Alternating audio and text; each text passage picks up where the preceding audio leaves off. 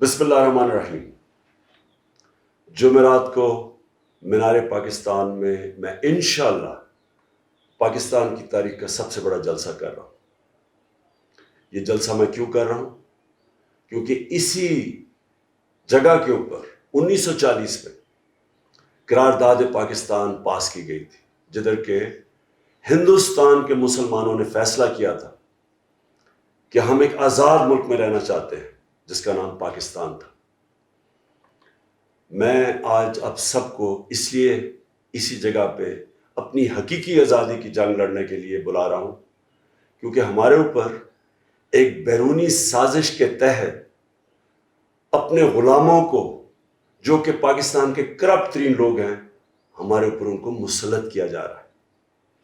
ہمارا ملک جب بنا تھا تو اس کا نعرہ تھا لا الہ الا اللہ، جس کا مطلب ہے کہ کوئی نہیں ہے خدا اللہ کے سوا، اس کے علاوہ ہم کسی کے سامنے نہیں جھکتے۔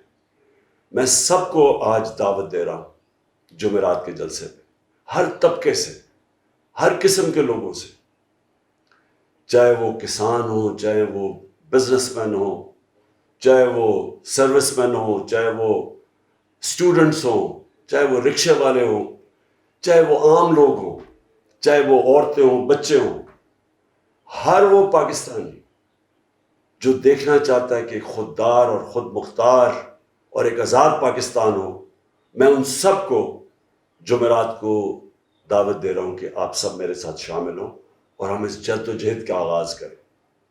پاکستان زندہ باد۔